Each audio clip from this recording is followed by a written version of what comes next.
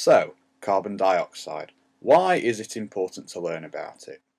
Well, it's a product of one of the most important chemical reactions in the world, combustion, which is how a lot of people in the world heat their homes and power their cars.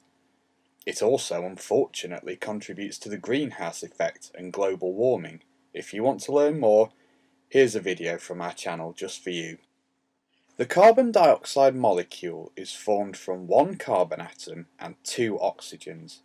Now both these elements are in row 2 of the periodic table and have 2 electron shells. They are happiest when they have a full outer shell, or octet, of electrons. As an element, carbon only has 4 outer shell electrons and oxygen 6.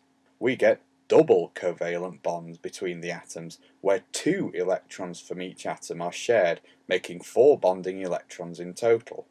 We draw this with a double straight line, like so.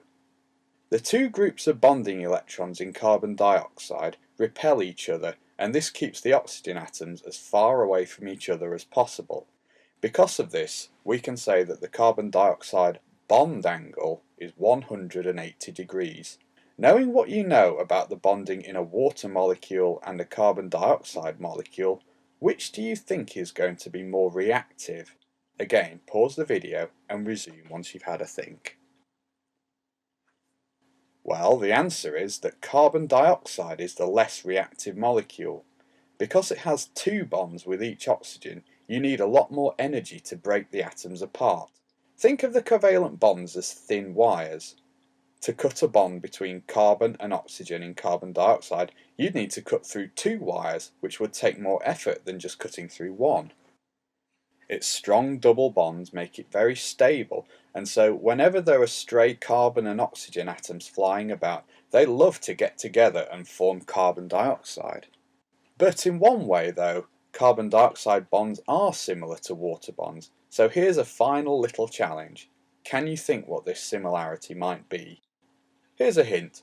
Oxygen is a very electronegative element, but carbon much less so.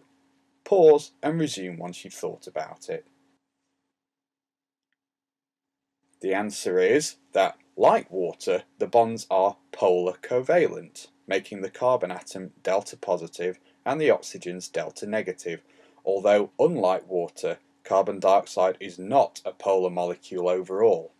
Its linear geometry means that the 2 polar bonds effectively cancel each other out. So, did you work that one out?